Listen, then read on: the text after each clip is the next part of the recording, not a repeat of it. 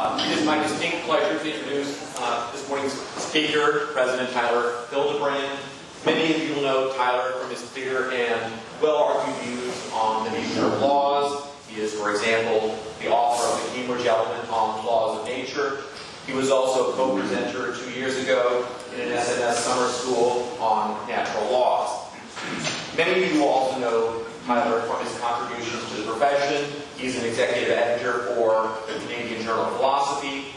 He has also, I believe, been the organizational backbone for the SMS for the past few years. He served 2 terms as secretary, refining and revising the processes of the SMS. He was local organizer for the SMS in Dalhousie in 2023. And those who have worked with him know what a smart and wonderful colleague he is, and how extremely lucky we have been to have had Tyler's support. Today, Tyler will be talking about who cares about the metaphysics of laws, humanism, non-humanism, and minimalism.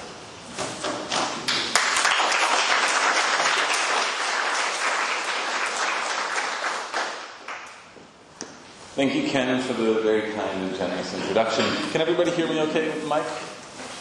Okay. Before I start, I just would like to say some words of thanks. First of all, thank you to each and every one of you for being here. You really helped to make the conference what it is. The SMS conferences are always the highlight of my academic year, and it's because of you. A high quality, both of research and character. Just awesome. So thank you. Now, events like this don't happen without the hard work of many. So, a few other people I would like to mention, in no particular order. First and foremost, I'd like to thank our keynote speakers, Elena Casetta and Fabrice Correa. They really set the tone for the conference by providing excellent talks. I would like to also thank Jessica Wilson. She wishes she could be here, but has had to attend to a family emergency. All the chairs and commentators, again, I'm really grateful to each and every one of you. You really helped to make the conference what it is. I'm consistently impressed by the high quality of talks. And if you look through the past programs of the SMS, it is remarkable how many of our papers end up being published in excellent journals. And it's because we have a great group of scholars working here. So thank you. I also think that because the events go so well, people receive excellent feedback. And it's just a great organization. Special thanks to our program chair, Baptiste Lebihan. Where's Baptiste? Thank you, Baptiste. It is really a remarkable amount of work. Organizing, soliciting submissions, setting up double-blind review. Every paper had at least 2 reviewers. It was a big deal. It's a big, big undertaking. And we really appreciate it. I'd also like to thank the members of the program committee. They are Sam Barron, Nora Berenstain, Alexander Dillon, Harjit Bogal, Ellen Clark, Heather Demarest, Chris Dorst, David Glick, Max Kistler, Vincent Lamb, Kate Lynch, Carrie McKenzie, Christy Miller, Matteo Morganti, Alyssa Ney, James Reed, Vanessa Seifert, Peter Thyssen, Marcel Weber, Al Wilson, and Chris Wuthrick. Thank you for your very hard work. More special thanks go to our local organizers, Damiano Costa and Christian Mariani. I don't know if he's here yet. Again, the undertaking that is planning and putting on a conference like this is massive, and we are very, very grateful. This has been exceptional. You guys are great hosts. Thank you. Local institutions, we have the Universitas della Svizzera Italiana and the Istituto di Studi Filosofici. The pronunciation, there are going to be some problems. You guys are just going to have to bear with me. I'm an American, I can't help it. Okay. Again, excellent hosts. I would also like to thank the Swiss National Science Foundation. Both Damiano and Christian helped sponsor the event through generous grants. Christian's is entitled Quantum Indeterminacy, and Damiano's is entitled Temporal Existence. And finally, I would like to thank members of SMS Council, especially Jen McDonald, our secretary. She couldn't be here, but she did a tremendous amount of work behind the scenes to make the conference come together. I would also like to thank our outgoing past president, Ken Aizawa, our incoming president, Giuliano Tarango. His term begins, I guess, when this conference is over. So that's exciting. Peter Tan has graciously agreed to continue on as treasurer for another term, so thank you to Peter. And I'd also like to welcome our new council members, Christian Mariani, Laurie Leterre, and our incoming president-elect, Chris Wuthrick. very excited to see the new direction of the society with your leadership. Finally, thanks to our outgoing council members, Mike Hicks, Katie Roberts, who's the other one? Who else's term has ended? Yeah, it's Katie. It's Katie. Okay. Someone else. I can't remember. Maybe no, it's not. It's just those two. Okay. Good job, you guys. Well done. Okay. Finally, I'm happy to announce the location of our 2026 SMS conference in North America. Mike Miller and Jessica Wilson have agreed to host at the University of Toronto. So stay tuned for more updates. That'll probably be sometime in the summer or fall of 2026. Okay. Again, thank you all who've been involved.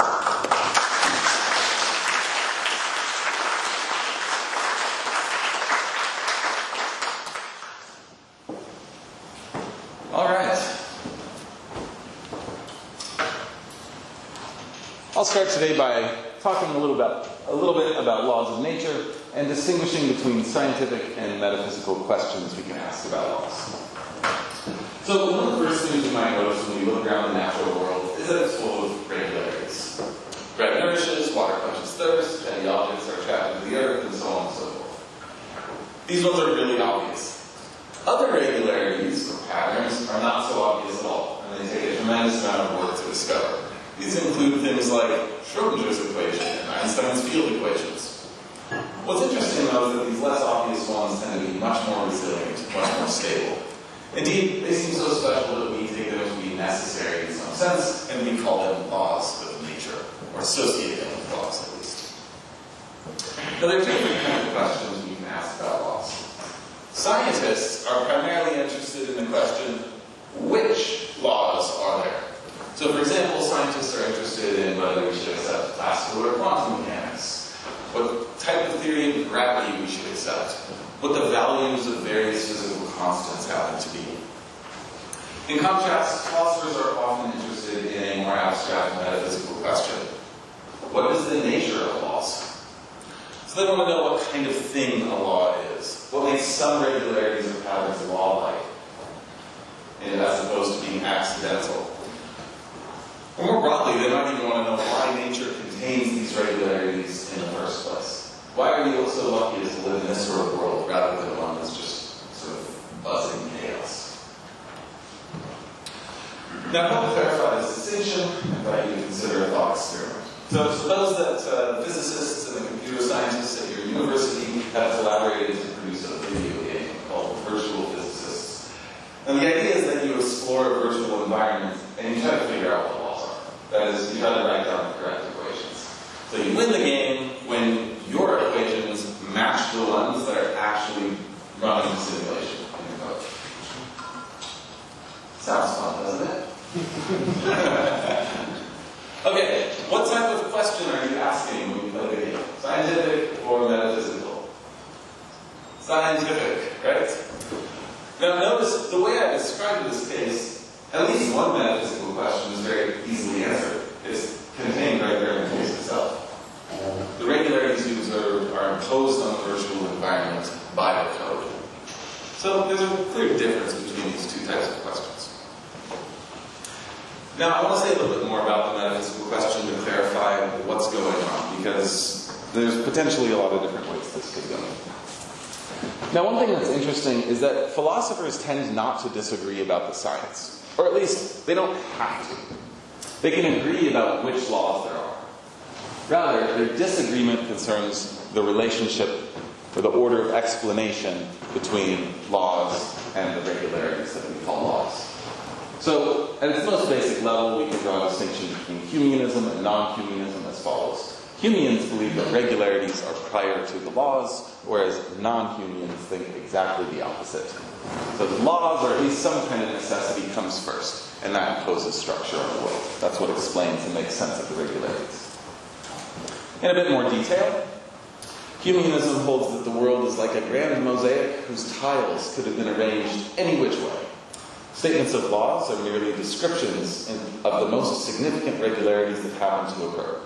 As a result, the laws themselves are really nothing over and above the regularities. As a result, there's no genuine necessity that underlies the laws of nature, and nothing is ultimately responsible for the regularities. The patterns we observe in nature are just a basic, fundamental feature of our world. Patterns that occur. As a result, for Humeans, there's nothing analogous to the computer program virtual physicists. Nothing is operating behind the scenes, shaping, organizing, and constraining the patterns of events in nature. The patterns of first. Why does the view have this label? Well, David Hume famously argued that concepts of natural necessity had to be analyzed in terms of observed patterns. I don't think Hume actually accepted Humeanism, but that's a controversial point in Hume scholarship, and I won't get into that. But he's been very influential in shaping it. Okay, what about non-humanism? So this view holds that, like Humeanism, we can think of the world, all this stuff, as a kind of grand mosaic. But it's not the case that its tiles could have been arranged any which way. There's something that is constraining it, imposing structure on it, governing it, analogously to the program that runs in our little thought experiment, virtual physicists. Now later in the talk I'll say more about what this kind of constraining things might be, but the basic idea here is that non-Humeans posit some kind of primitive, fundamental necessities. There's something that governs, produces, or constrains the patterns of events that we observe. Okay, so there's just some background on the difference between scientific and philosophical questions about laws. Here's the plan for the rest of the talk. So in section 2, I'll provide some further background on the metaphysics of laws. This is going to be a kind of very brief, hand-wavy, bird's-eye summary of what's going on with the debate between Humeanism and non-Humeanism. In section 3, I'll provide some further background on the epistemology of the metaphysics of laws. So that is, in this section, we'll ask the question, what kinds of criteria do people actually employ when they argue about these theories of laws? And what lessons might we learn from that? In section 4, I'll articulate a third question we can ask about laws, and I'll articulate a position I call minimalism. I won't say more about that now, because, that would spoil things. In section 5, I'll conclude with some big picture lessons for the debate between Humeanism and non-Humeanism, and also for how we might think about the project of doing metaphysics in a naturalistic way. Okay. State of the philosophical debate. So again, this is like a hand-wavy thing. I'm not aiming to be comprehensive. I'm just kind of picking and choosing some sample arguments and positions that we see in the field. But I think everything I say is accurate, and I'm happy to go into more detail in the Q&A. So, what's up with the current discussion of Humeanism? Well, first of all, why might somebody be attracted to the Humean picture of nature in the first place? Here are 3 main attractive features that it's supposed to have. First, Humeanism provides an account of laws without positing a bunch of new entities. So it enjoys the virtue of ontological economy. Second, Humeanism doesn't invoke a bunch of primitive gnomic concepts to get an account of laws. So, relatively speaking, it's easy to understand. This is sometimes called ideological economy.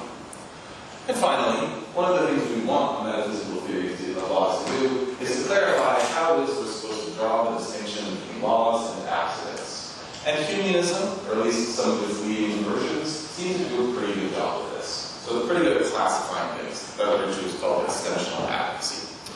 So the idea is that if you can give a nice account of how to actually produce laws in the mosaic, you get this nice economical view that does one of the main things we want the theory of laws to do. So that's the attraction.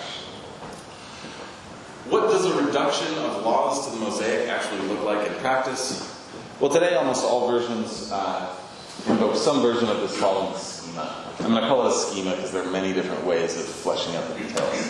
It's called the Humean best systems account, and it holds that laws of nature are contingent generalizations in the best systematization of the Humean mosaic. So, to put it a little more simply, the idea is this. You take all of this, all these particular matters of fact, that's the Humean mosaic, and you try to summarize it.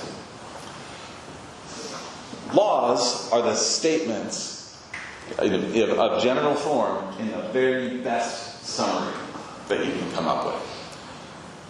That's the idea. So find the best summary you can of all this. The generalizations in that summary are the ones. It sounds nice.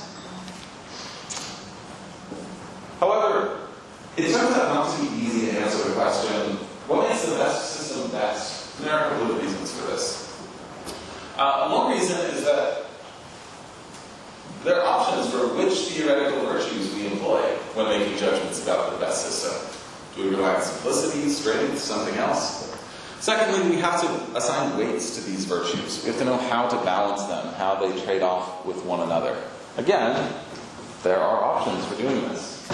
Finally, some of these virtues are language relative, so we need some further guidance on which language we're supposed to use when constructing the best system. I haven't listed this as a separate question, maybe I should, but it goes hand in hand with the language question. There's also a difficult question about how we actually characterize the Humean mosaic itself. What is nature like? Earlier in the talk, I basically said, you've got particular matters of fact that are non-modal. That's a negative characterization. It'd be nice to have a positive one, too. Okay, so here's one way that you might try to answer the challenges noted on the previous slide. This is David Lewis's response. I've simplified it in various ways.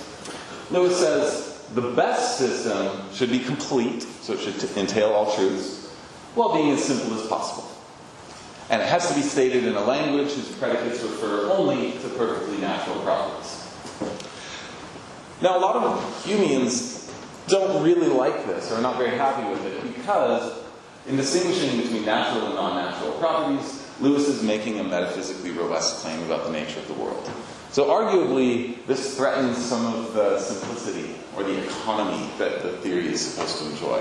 You've got ideological complexities, you've got to understand what's going on with this distinction.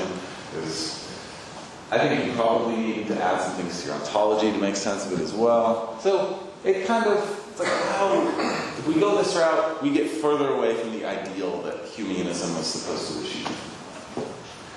There's another worry that has recently become, it's been discussed a lot in recent literature, and it's that scientists might not care about naturalness. So if you have a theory of laws that says laws have something to do with naturalness, and there's this constraint on our theorizing, but that's not a constraint that's actually followed by scientists, that looks like a problem.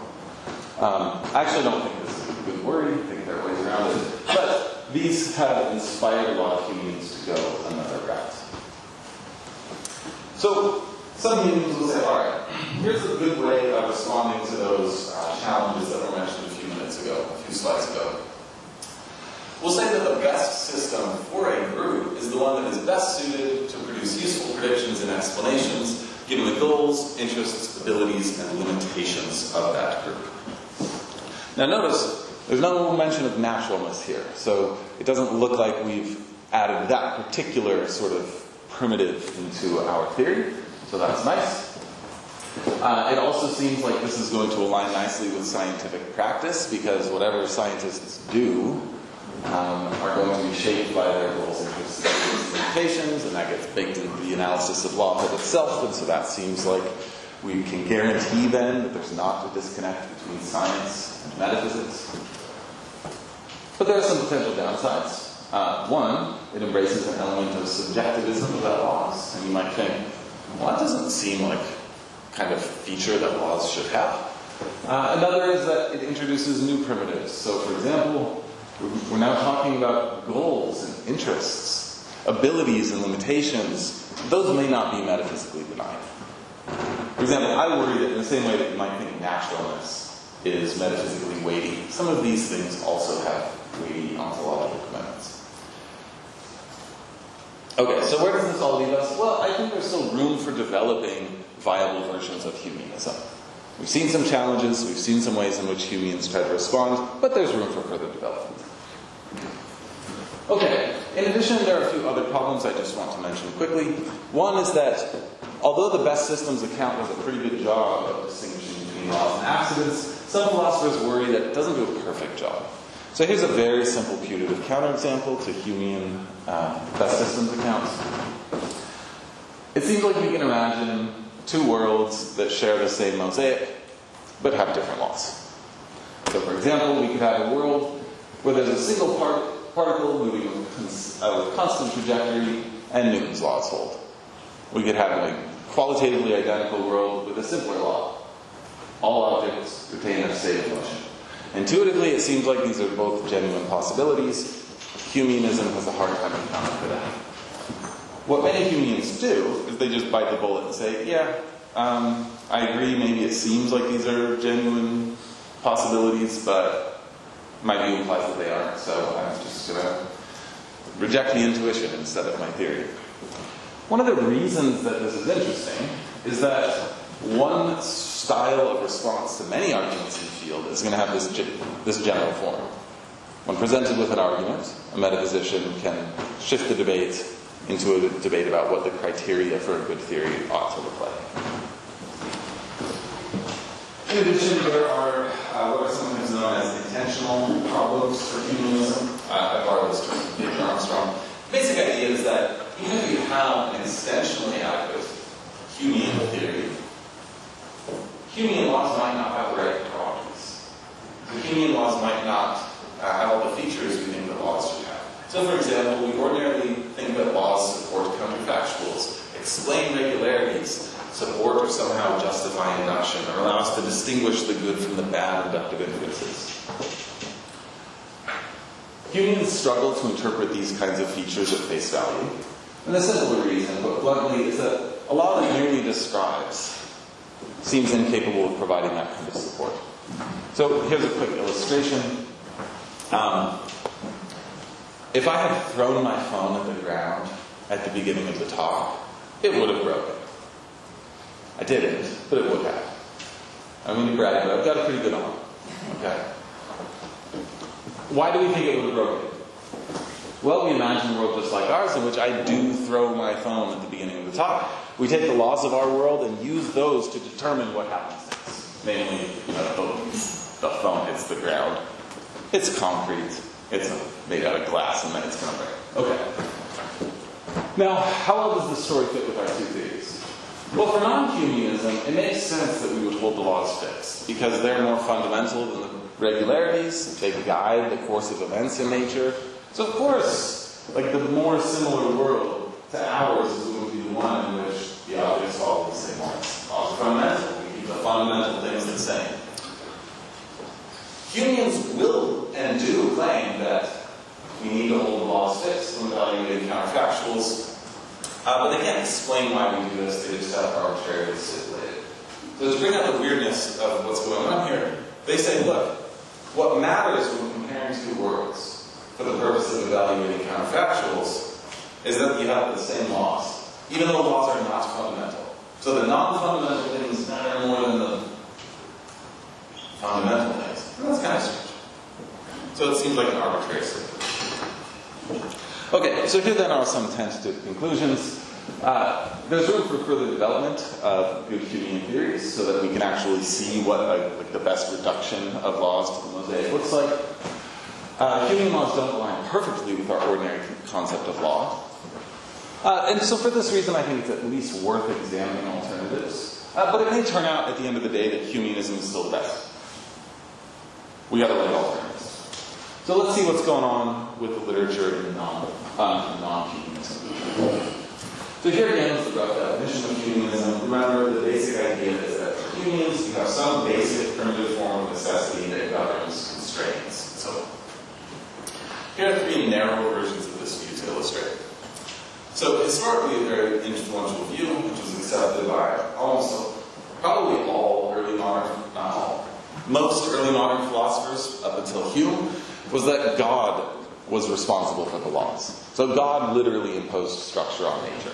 So on this kind of view, we can call it divine voluntarism, since patterns in the world flow from God's will. You have a really tight analogy to the virtual physicist's case. It's like God's the programmer, right? Now, a lot of people don't want to have the laws of God in order to make sense of the laws, but they want something that can play that same role. So, a view that has become increasingly popular despite my best efforts is that the laws are just primitives So they do exactly the same, they satisfy that role that God was supposed to play for people like Newton and Descartes and Berkeley. But we don't say anything about the laws except that they're primitives that play out. Another view is motivated largely by the form that statements of laws tend to take. They often seem to dictate that objects behave the ways in which they do in virtue of their properties. So for example, take Newton's law, F equals ma, force, mass, and acceleration all look like properties of objects. And it's those properties that are relevant in determining what's going to happen dynamically, whereas all the other properties of objects, like their color, they don't matter. So it's about properties. So you might say, look, instead of positing a God, we're going to posit some kind of special relation that holds among properties. Some kind of modal relation that somehow ensures that when you've got an instance of a property, it does what the general relation says it ought to do. And there are different varieties of this. So for example, Justice Fielding Armstrong calls it external relations among universals. You've got a bunch of people who like dispositions and powers and natural kind essences. These all kind of fall under the umbrella of this category of use. And there are really interesting differences among them, and I'm not going to talk about those anymore. Okay, now why would you go to the trouble of positing all this extra stuff? It's costly, right? You get a more complex ideology. You get a more complex ontology. Why? Well, the idea is that there's a nice payoff. You invest a little more upfront, and then you get a better theory. So, for example, you might have a theory that is both extensionally adequate and intentionally adequate. So it does a better job of sorting the laws and the accidents, and it also gives laws the properties we don't want us to have. We saw that a few minutes ago in talking about counterfinishes.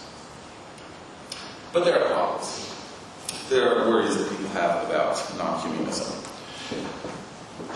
One significant worry is that the view may not be intelligible. So, for example, you might look at the idea of a God or a primitive law and say, I just don't understand what that's supposed to be.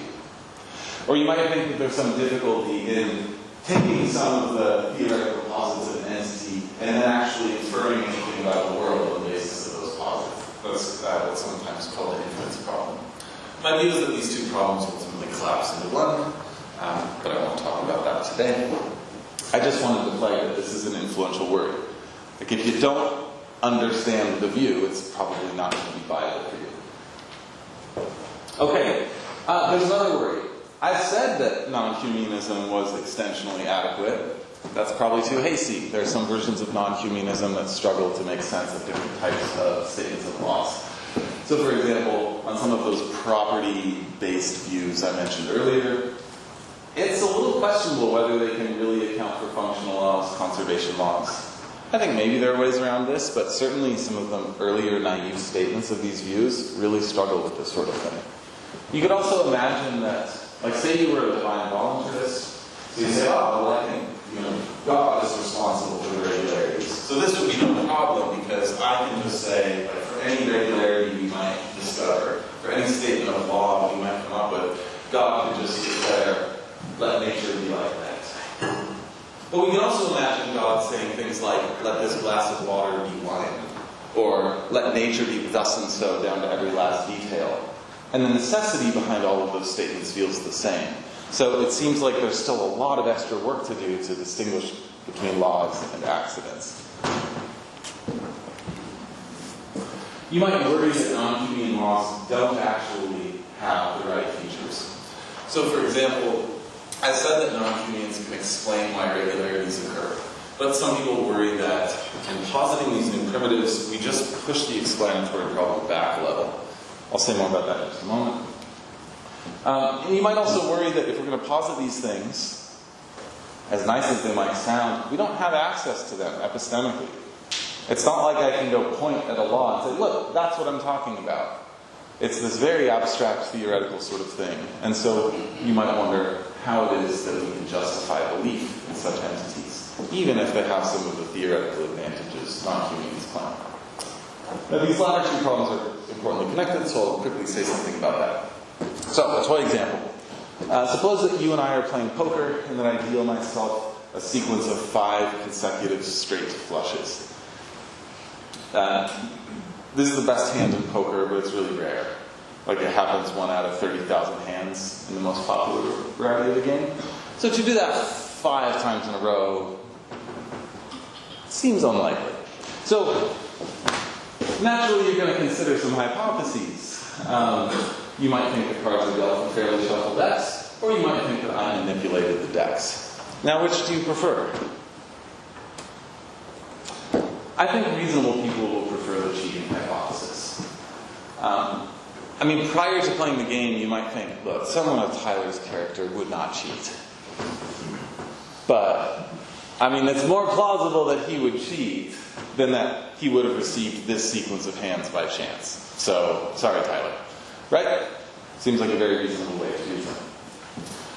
Some non-Humeans give analogous arguments for non-humanism over humanism. The idea, of course, is that one of these non-Humean entities that imposes structure on the world is analogous to the cheating hypothesis. With humanism, anything goes. Particular matters of fact could be distributed any which way. But if there's some non-Humean entity that's out there constraining things, we get around this problem. So I think this is a cool argument, but I don't think it works for all non-Humean views. So to illustrate, let's go back to the cheating case. And suppose I said, look, I think you should continue playing with me because poker is fun, we're having a good time, and I know you might think that I'm cheating, but maybe there was just a primitive law that you'd get these that I would get these good hands today. There's no reason to think that like the next hand will still be governed by a law, so we're good. You should keep playing.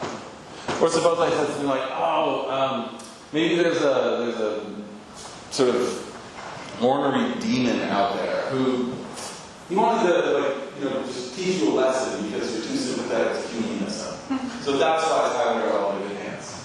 Again, you wouldn't be convinced that this is a good explanation. Because although both of those postulates entail the sequence of hands, the postulates themselves are less plausible than the claim that I would have received those hands by chance. So, there's a worry that when we posit new entities, sometimes we just push explanatory problems back a level. The entities we posit have to have the right kind of structure in order for us to actually achieve an explanatory advantage.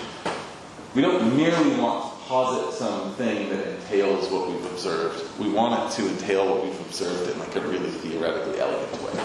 And so some people worry that non-Humean theories don't satisfy that hope. That. Okay, so big picture, there are some serious challenges to a lot of non-Humean views. I think it's an open question about where various theories stand with respect to many of these challenges. So the debate between humanism and non-humanism is difficult to solve. It's also difficult to evaluate because Humeans and non-Humeans often come to the table with different goals. So they want different things out of their theories. They often appeal to different criteria for a theory of laws. And they often interpret metaphysical theories in different ways. So for example, pragmatic humanism is becoming more popular, and some proponents of this view will openly say, look, I'm a kind of pragmatist about laws. Like, I just care about the use that their usefulness. So I don't care if it's sort of, in some sense, subjective. It's all about pragmatic value, and I can differ across groups. Non-Humanists are not thinking that way. So we can have different interpretations of what it is that we're doing when we do metaphysics. Okay. This section will be brief. I'm going to talk a little bit about the epistemology of metaphysics. Metaphysics is hard. One of the main reasons is that its theories often seem to be empirically equivalent. I mean, we started the talk by saying, look, Humeans and non-Humeans can agree about which laws there are. They can agree about scientific questions. That helps to illustrate one of the ways in which they can be empirically equivalent. So how do we choose among theories?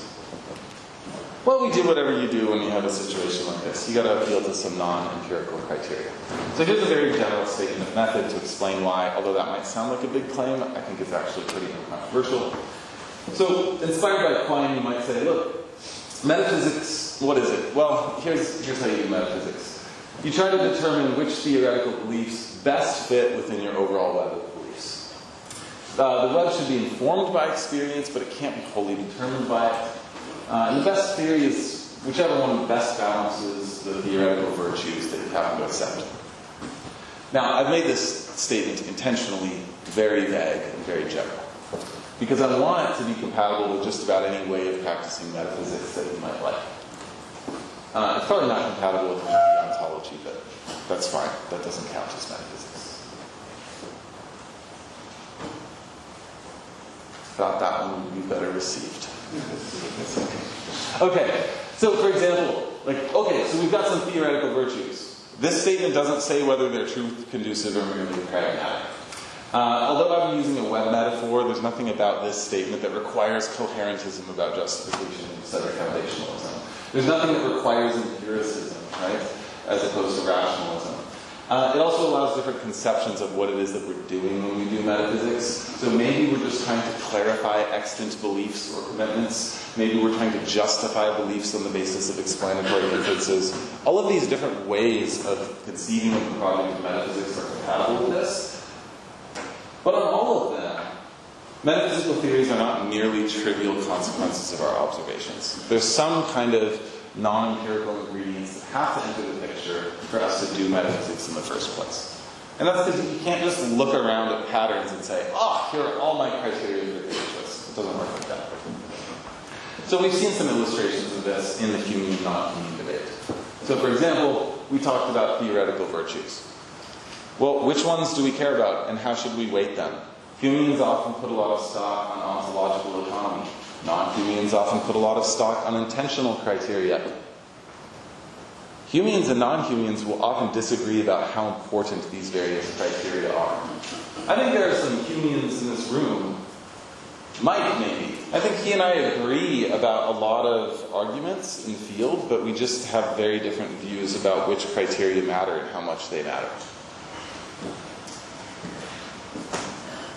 The key thing is that whichever criteria you're using, you're making some sort of claim about non-empirical, you got to deal with some non-empirical stuff. Here's another illustration to kind of drive this point home. Both Humeans and non-Humeans have to make some big assumptions about ampliative forms of inference. So we saw before, a lot of non-Humeans need explanatory inferences to justify belief in non-Humean laws. But somewhat similarly, a lot of Humeans require inductive inferences to make sense or to justify belief that there are Humean laws. But there's no way to justify explanatory inference, no way to justify inductive inference without making some kind of non-empirical claims. Okay, so what's the takeaway from all of this? Well, look, humanism and non-humanism are broad, systematic metaphysical worldviews. They answer the very same philosophical question about laws, right? This dispute is a dispute about how to answer the metaphysical question about laws that we started with. And at a certain level of abstraction, defending any sort of theory is going to require similar and controversial epistemological resources. You're going to have to sort of plant your flag and say, here are the non-empirical criteria for theory choice that I'm going to use to try to justify my view. There's room for disagreement about how those criteria apply to theories, but there's also room for disagreement about those criteria themselves. So, this is why metaphysics is hard. But for me, this raises an interesting question. Why are people who don't like metaphysics drawn to Humeanism?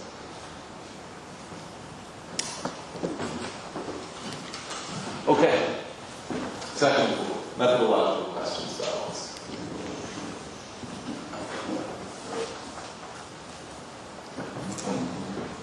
There is a sense in which Humeanism is more modest than non-Humeanism.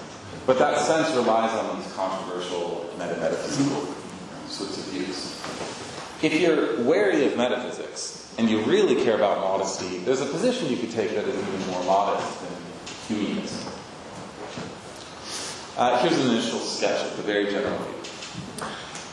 You might say, I think that we should avoid doing metaphysics insofar as is possible. Like, I think we should avoid it. I'll say more about how we can interpret this in just a moment. But the idea might be, look, if we've learned anything about metaphysics, it's that it's abstract, difficult, somewhat speculative, and we have serious epistemic limitations. So, maybe we shouldn't rush to go to the trouble. Maybe we should sometimes do other things. Interestingly, you kind of see this exemplified in Hume. So we've seen a number of ways in which Hume's epistemology might motivate a Humean approach to laws. So his empiricism would suggest that explanatory inferences maybe don't work so well. And also his empiricism about the origin of concepts might suggest that non-Humean theories are not actually intelligible.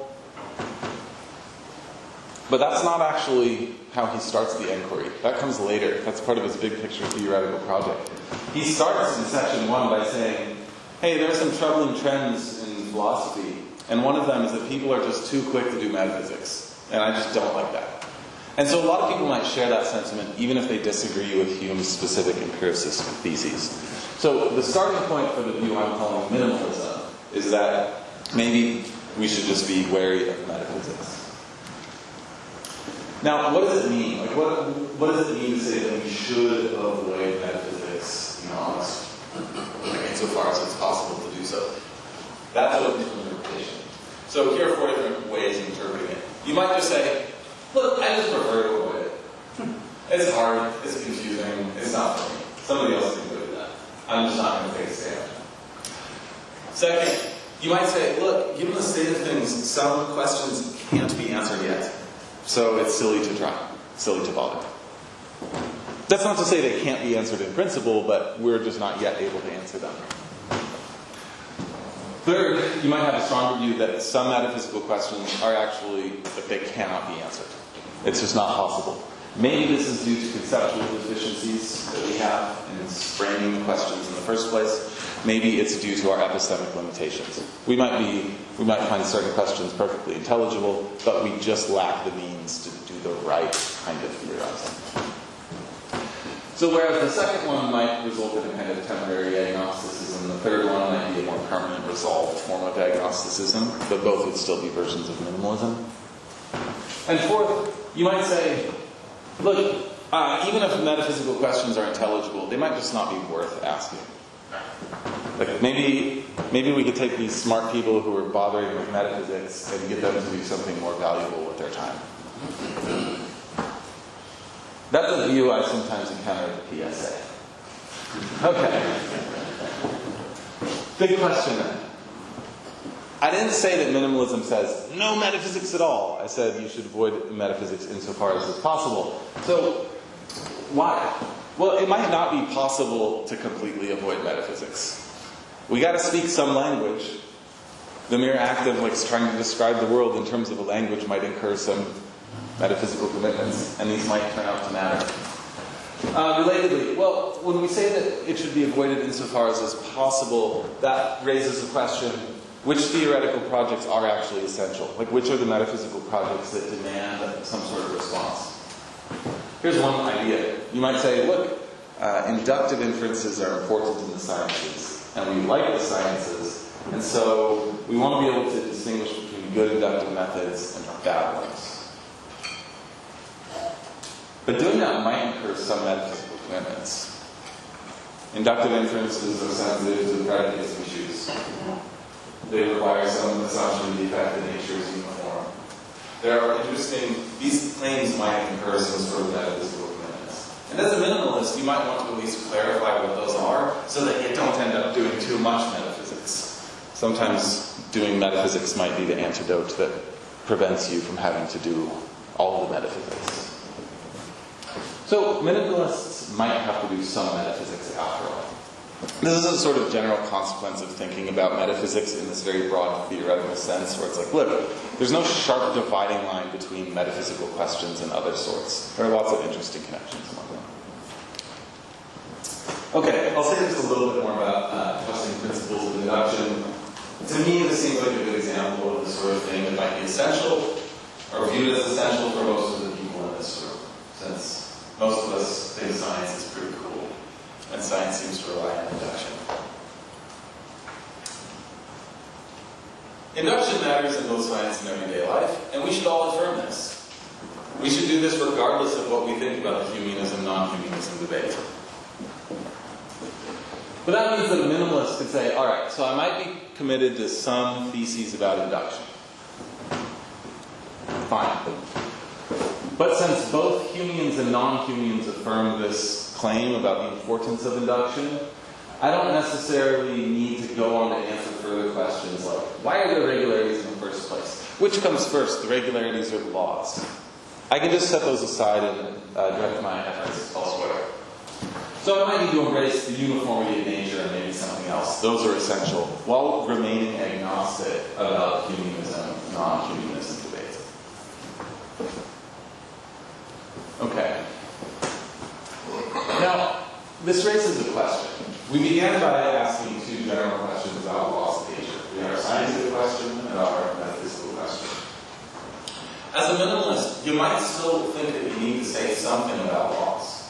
So, is there anything that minimalists can say about laws without having to commit to the Humean, non-Humean debate?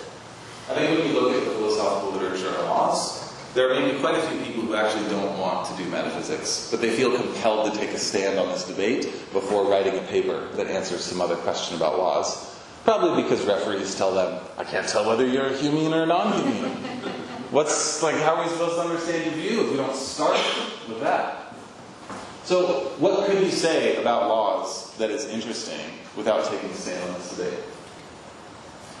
Well, here are some questions we could ask about laws. What's the best method for answering the scientific question about laws? In other words, what do good methods in science look like when we're trying to do big picture theorizing? What is the role played by the concept of lawhood in scientific practice itself? Or what are the roles played by lawhood? There may not just be one. These are interesting philosophical questions. They're questions about what scientists are doing, how they're doing it, how they ought to be doing it. So I think they're interesting and they're important. And I think that to some extent we can investigate these questions without taking a stand on the Humean, non-Humean debate. So this gives us a suggestion for what a minimalist about metaphysics could say about laws. They can investigate these methodological questions without going on to try to investigate metaphysical questions as well. And I think this is valuable and interesting. Why? Because methodological questions about laws are interesting in their own right. And they're relevant to our inductive practices. But you can do this work and just say, okay, I'm not going to then go farther and try to actually do science myself. I can be a philosopher who focuses on these methodological questions without being somebody who's actively participating in first order science. You can also say, look, I'm going to investigate these methodological questions without going on to think about what they might mean for metaphysics. You can answer these methodological questions on the previous slide, and they may or may not turn out to be relevant to metaphysical questions, but you just don't have to answer them if you don't want to.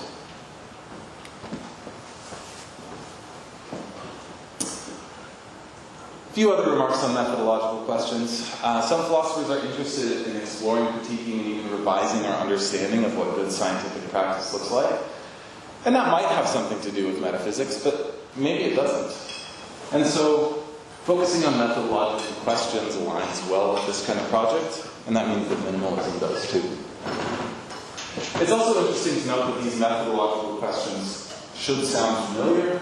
They're very closely connected to questions that are already asked in the literature on laws, namely, what makes the best system best? So in the best systems of account of laws, there are lots of attempts to ask and answer questions about what scientific practice looks like, how this might be relevant to metaphysics. But we can just strip the part about the relevance to metaphysics if we wanted to. So a minimalist can ask these kinds of questions with an eye towards scientific practice alone, independently of potential applications.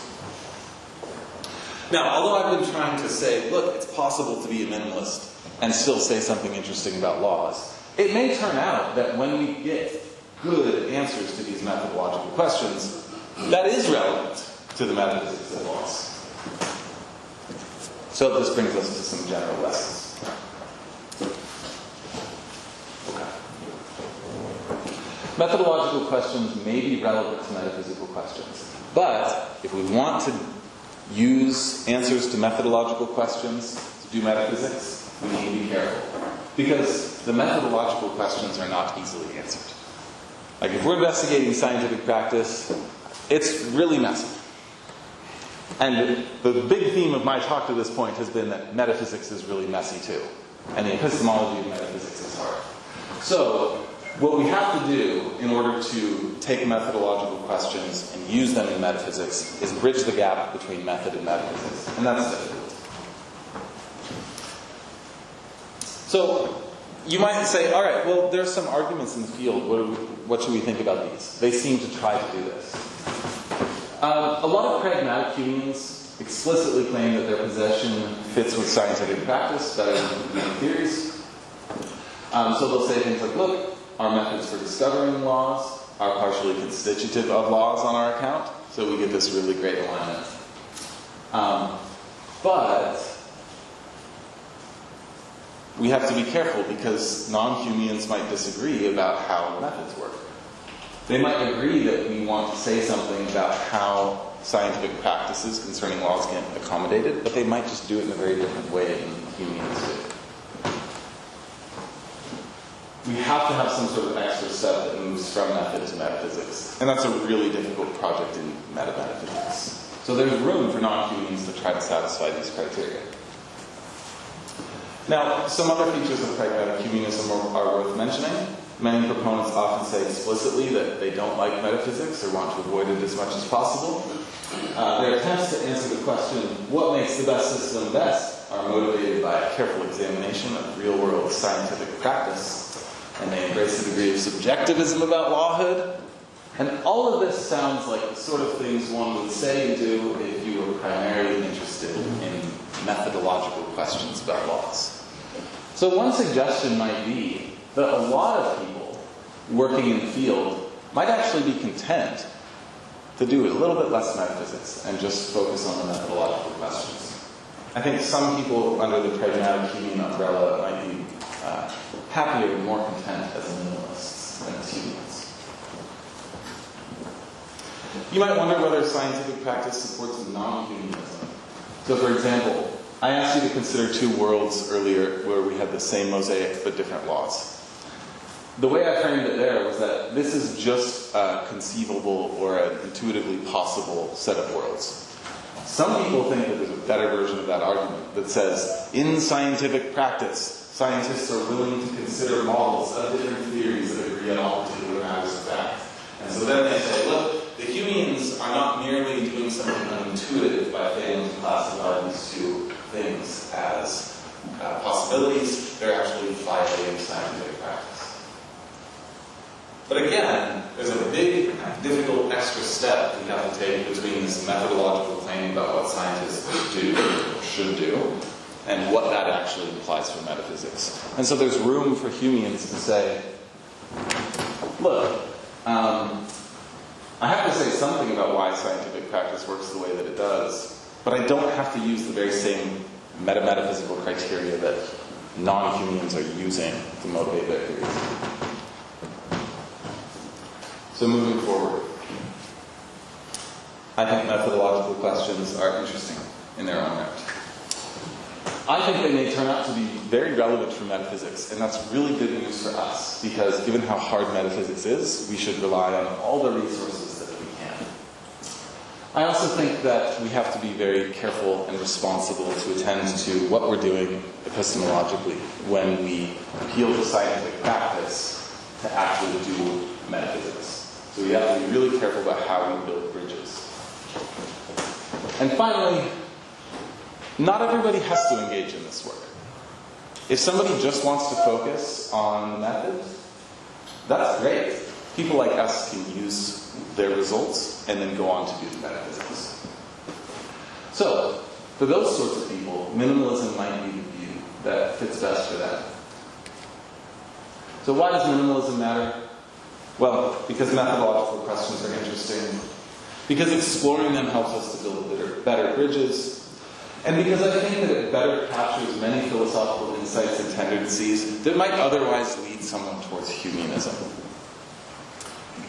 I've spent a lot of my career trying to convince more people to become non-Humeans, and I'm not sure that I've succeeded. But maybe I can convince fewer people to be Humeans. Nevertheless, I'm not a minimalist. And the reason is simple. I know what sorts of bridges I like. I also recognize that some reasonable people can disagree. And this is why the debate is hard, but also part of why it's interesting. Okay, if you're curious about this, the talk today has basically been a sort of bird's eye overview of what I do in this little book, with a bit of extra material on minimalism. If you're interested in that, you can see the last section of the book. And I also have a work in progress with Travis McKenna, where we go into the minimalist stuff in much greater detail. So if you're curious, reach out to me, I'll be happy to share. Yeah, thanks everybody.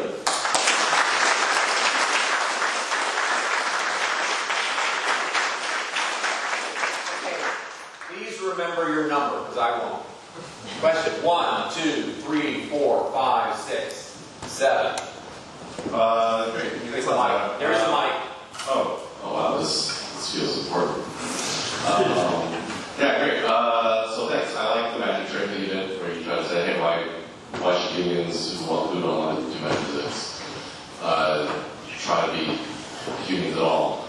I guess I want to ask a question about the normative force that's like kind of hidden in there. It's like, oh, if you don't like this kind of metaphysics, then you shouldn't like any metaphysics at all, right?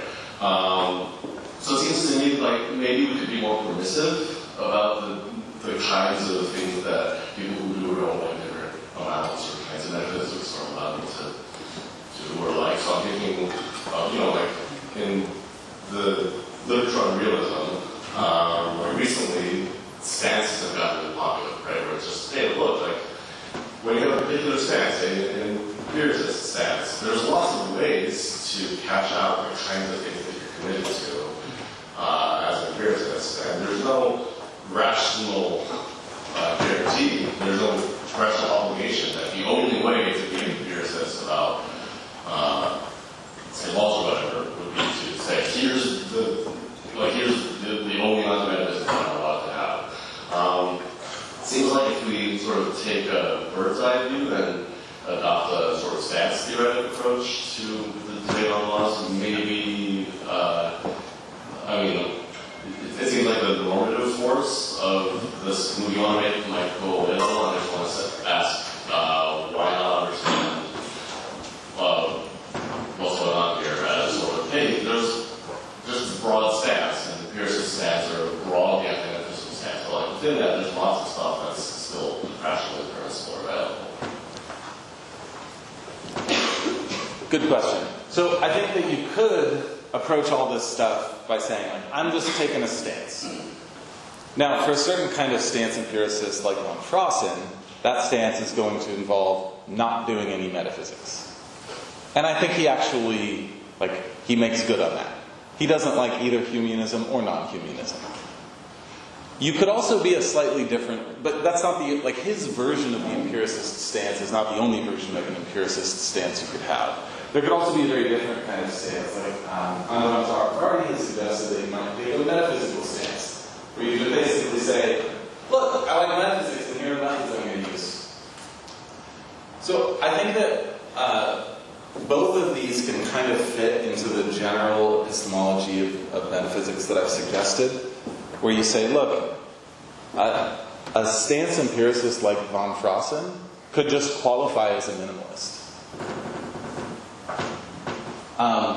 Now he goes further because he thinks that his particular stance seems to rule out metaphysics entirely, but he also recognizes that it's a stance and suggests, well, there could be somebody who likes a metaphysical stance, that just isn't for me.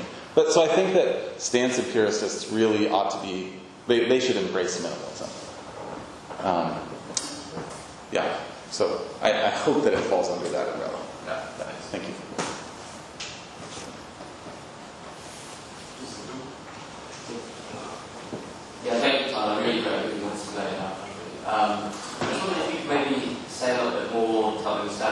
about the relevance of first order scientific theories or phenomena for like arbitrating on this Humean, non-humanism things. Like, I guess the classic example is non-locality entanglement phenomena supposedly telling against community obedience and adherence to laws.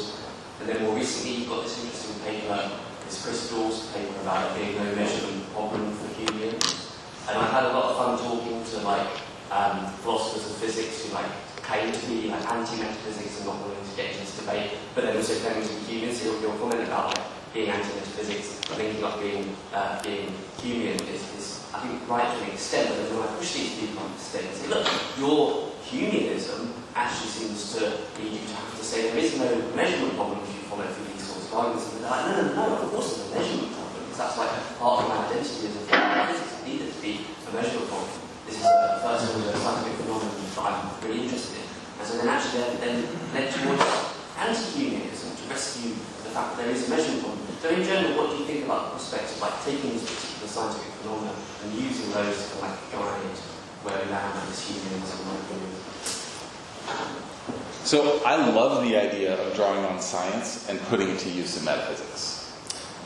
So I think that this is a good thing, and I think one of the things that's great about this society is that it's encouraging that kind of work. So I'm absolutely on board with doing that sort of work. What I don't like is when people have like a very quick argument from scientific practice that doesn't respect like the messy details of scientific practice and things like that, or that doesn't appreciate the difficult epistemological issues, or that there are a range of options for making sense of some sort of phenomenon that occurs in science. Those are the sorts of things that I want to warn against.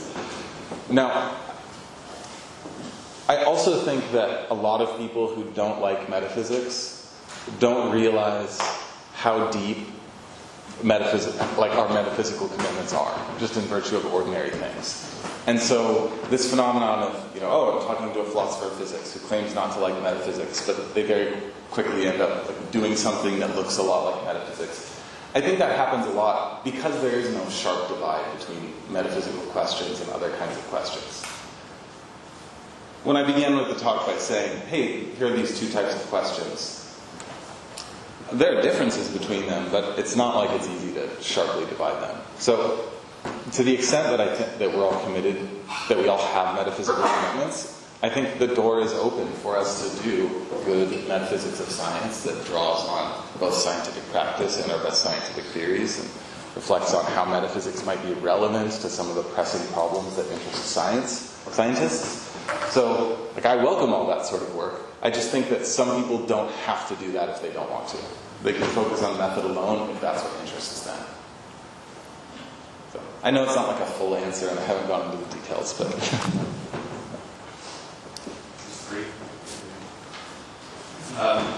Thanks. As far as I'm quite mostly from that session, I guess I was curious about the way you carved up the debate between non-humans and humans. That sounded like it was a sort of exhaustive distinction, but both views were understood to accept that in some sense there is a mosaic, and then there's a question whether there's something behind that or not. But I guess structuralists might disagree with that setup. They might just think it's obviously the world is a bunch of vertical tiles that then have some further machinery in place. And maybe also Lang's view might not kind of fit well into that. And I'm just looking what are the important points that motivate their views, and they do seem to be very motivated by the science, following on from what Sam was saying, rather than methodological concerns. So I guess I was concerned also that treating minimalism as this sort of first point, the stopping point where you're just thinking about methodological things, and then any further metaphysical work is done by we all agree what the science is, and then we have these options. So it might not actually represent the setup of the wider debate. Yeah, good question. So I'm getting the sort of traditional humanism and non-humanism distinction. I think we actually want to draw it in more sophisticated ways, and when we do that, I think the structuralists count as non-humans. But setting out for aside, I think that a lot of people who are interested in structuralism might actually be drawn to a kind of minimalism. Because to me, it seems that part of what motivates a lot of arguments for structuralism is a claim about how our methods work and what like the actual practice of like generating scientific theories look like, and what features of the mathematical models that we use and things like that. And it seems to me that some of them are more interested in the method than in drawing metaphysical conclusions. I mean, it's interesting, like the Ladyman Ross book, you read chapter 1, they don't seem to like metaphysics, and then they do a bunch of metaphysics. And so that makes me wonder, like, maybe you guys should be minimalists. Or maybe you should just say, I don't like certain aspects of traditional metaphysics, but I'm still very much committed to bringing in some non-empirical criteria for theory choice. I happen to have chosen different ones. And so it may be the case that if they're not minimalists, or if they're not drawn to that, thinking about something like minimalism would help them to clarify where it is that they diverge from other people in metaphysics. I think that's only a partial answer, but I can't remember the other aspects of your question, so I think it's all enough to be good. Thank you, Tyler. So there are two questions I always find very hard to make sense of within either humanism or non-humanism. And one is the distinction between the initial conditions and laws, and the other is the question of whether laws can change over time. And so, do you think that this step you're considering or encouraging to move to minimalism, which is somehow more neutral, do you think that would allow us to make sense of these two questions? Good question. It would certainly be interesting if we found that scientists were willing, like if we uncovered the situations in which scientists are willing to consider changes in laws over time, things like this. And if so, we would want, I would want a metaphysical theory of laws to be able to account for and accommodate them. I don't think there's any straightforward answer to the question, how does a metaphysical theory accommodate this? Because it depends very much on the details of the theory. If you think that laws are relations between timeless universals existing beyond heaven, it's harder to make sense of laws changing over time. If you think that laws just like are expressions of the whims of the deity, maybe it's not as hard. Unless you think God is timeless, maybe it becomes hard again. Or maybe, like, so the details of your view might turn out to matter. I think this is an example of something where Humeans have a more straightforward answer, because they'll say, like, look, if we've got a world where it's like there are these different temporal epochs that seem to exhibit different regularities, the best systemization of the mosaic is just to respect that.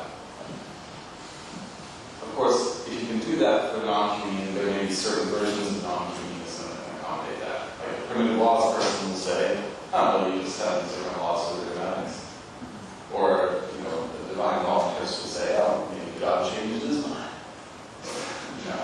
So there are ways that you could potentially work with these kinds of possibilities, but I think it is very theory relative. It's kind of a distinction between initial conditions, like in the past hypothesis. It's difficult to decide whether they are law-like themselves, although they, by definition, are complementary to laws.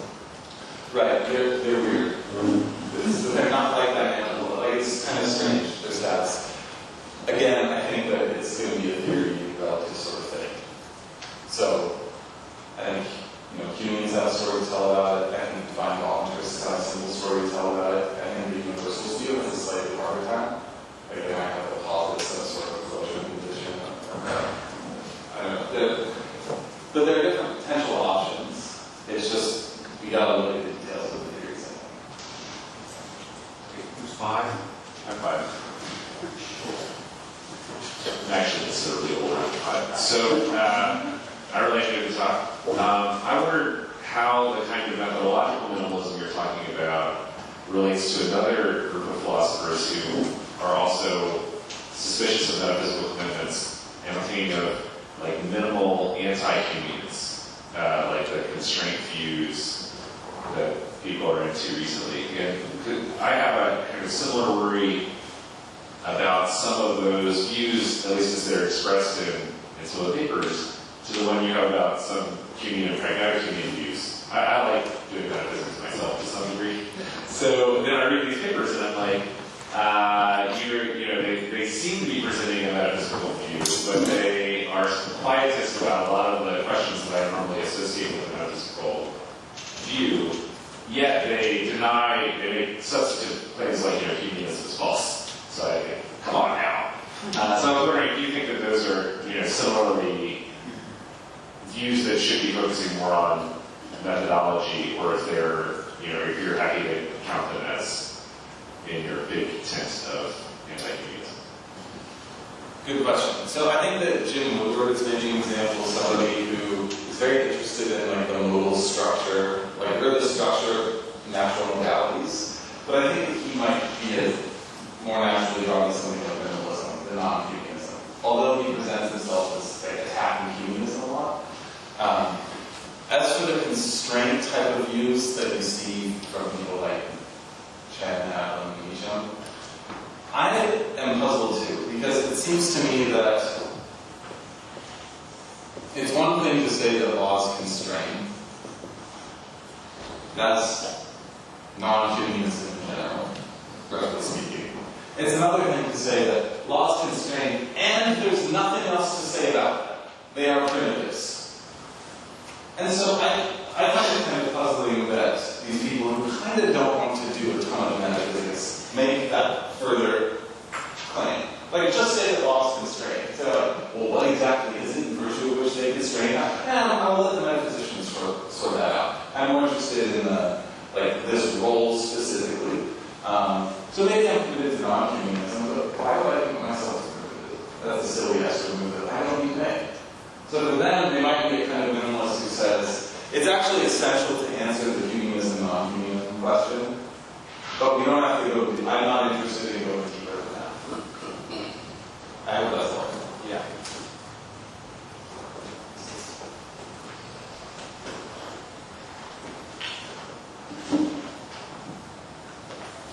Thanks, Sarah. That was great.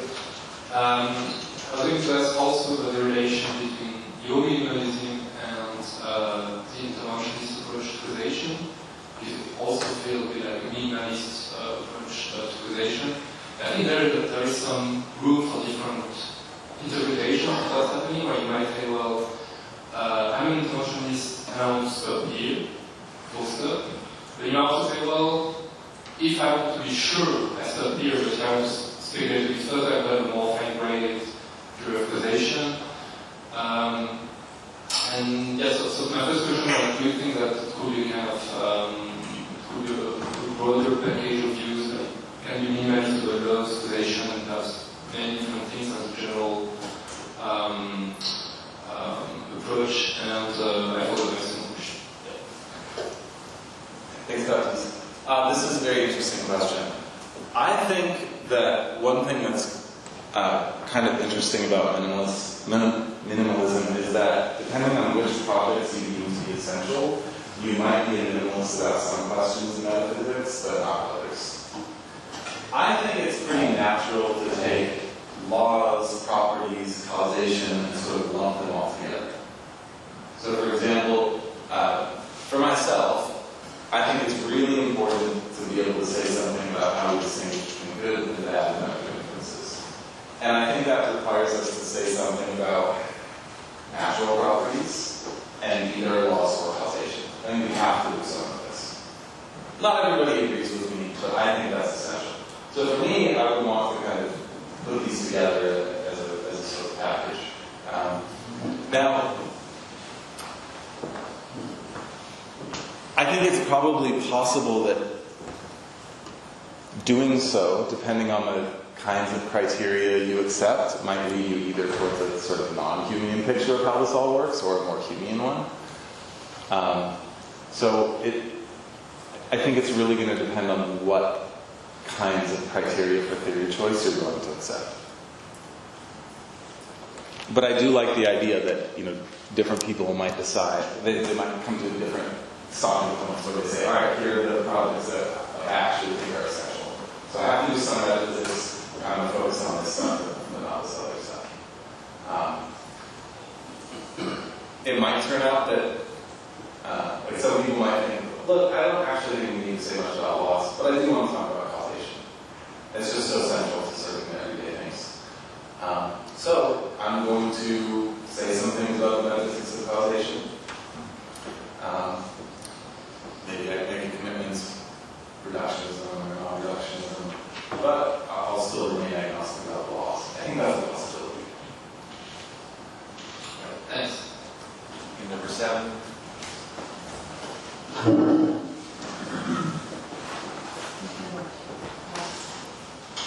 I'm not sure that I'm able to formulate this question in a clear way, but thank you very much for the talk because it was very illuminating for me.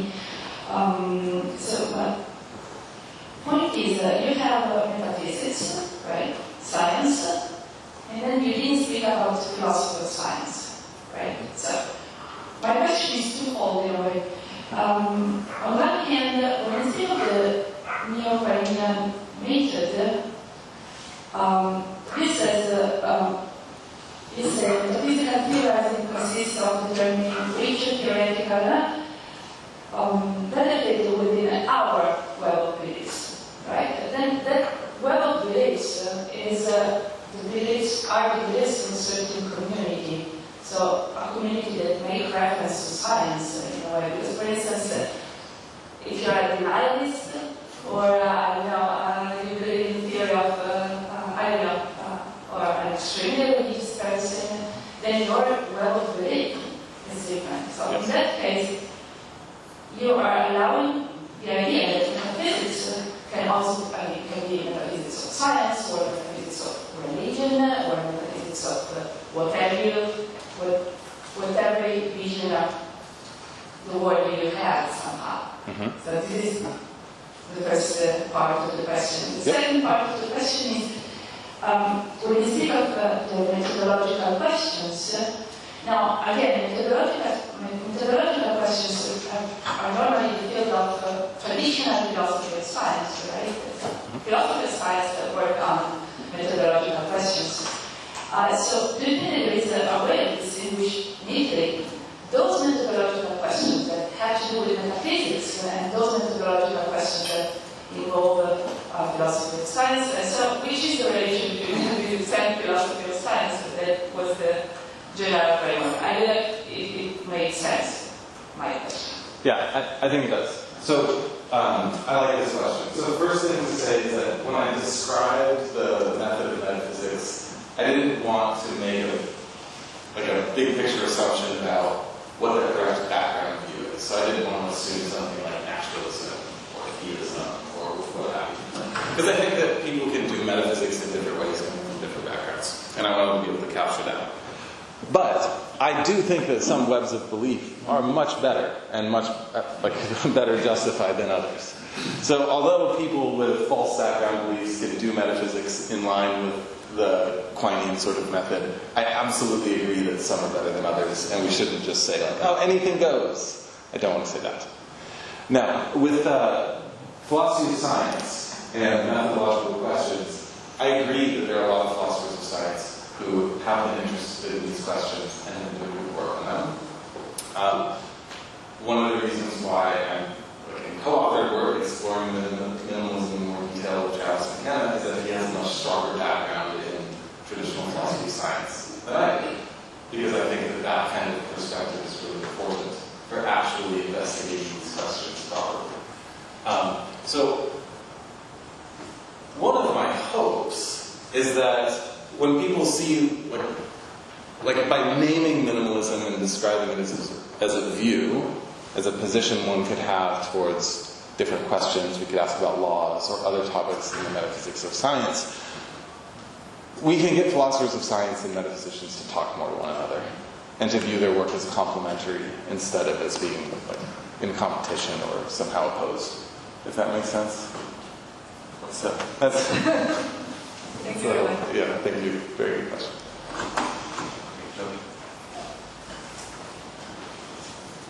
Yes, I can go.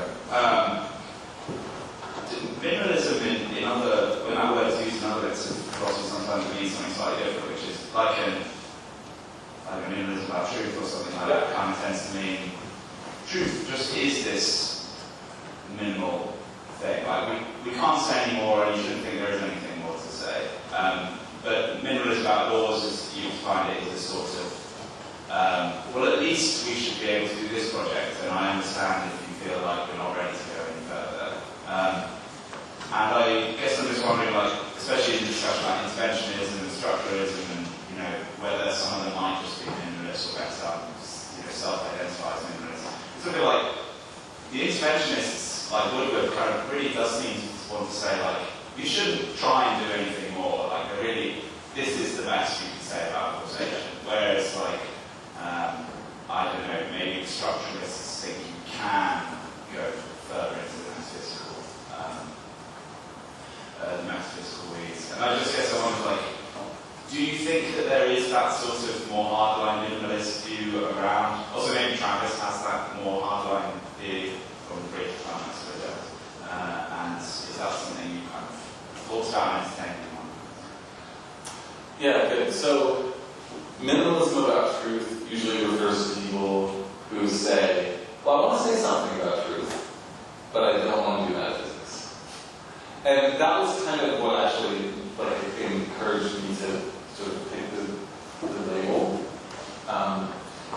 Because you can, like in the American pragmatist tradition at least, there are different attitudes towards metaphysics. Peirce, I think he preceded the use of the label minimalism about truth. I think he would have been sympathetic towards it, but he wasn't anti-metaphysics in general. He was open to some metaphysics. He just didn't think that we were very good at it, so most of the time it was pointless. Later pragmatists often were much more open and hostile to metaphysics. And so one of the reasons why I wanted to distinguish different varieties of minimalism is that what those two camps might have in common is that they think we should avoid it insofar as possible. Some people might say, oh, we can always avoid it. We always should. And other people might say, well, no, it depends a little bit. So, back to some of these debates in the metaphysics of science, I do think that there are some people who are going to take a much harder line to defend minimalism. So they'll maybe have that sort of minimalism that says, look, I'm a minimalist about laws because I don't think that we can do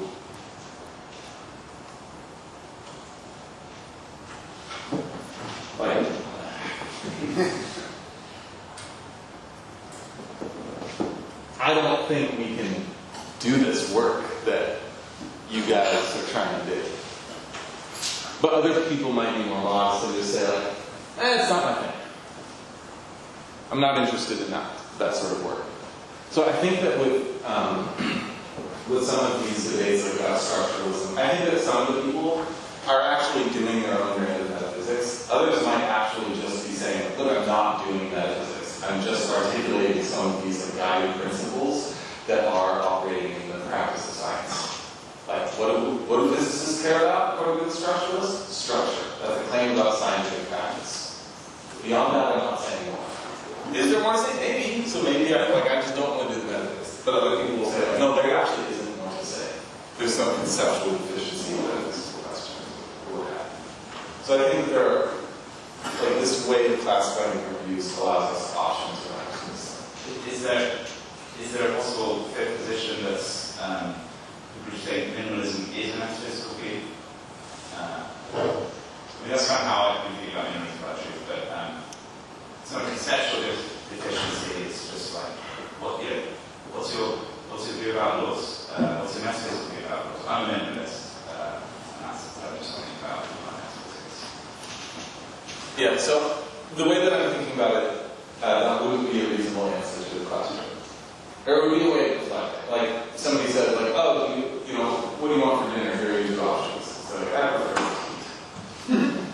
That's, I think, what a minimalist is saying. Look, I'm not taking a stand. If you want to know what I think about metaphysics, I don't have a view on metaphysics. I'm interested in this other thing that might be relevant, though. We have 3 more minutes.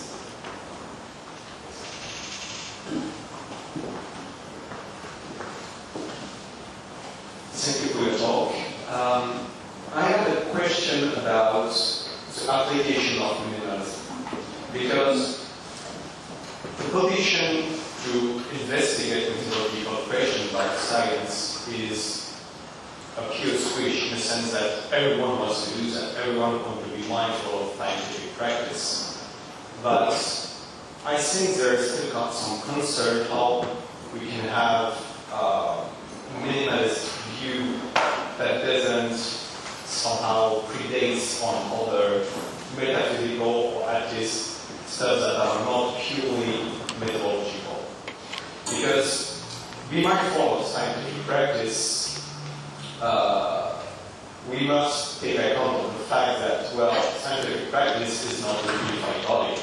We have different science with different practice, different methodology, and the thing is that if we want to have a theory of flow only based on methodology, well, we are constantly pluralists because there will be different disciplines doing different stuff, and then one of the concerns would be, well, don't we go back to the form of relativism where this type of discipline is doing this type of flow stuff, this other discipline is doing this type of flow stuff, and if we are only sticking to methodology, since we don't have absolute meta-science without doing philosophy of science or metaphysics, depending on where you want to place it, it's pretty hard to see how we can, just from the methodology of science, have a theory of flows at the end.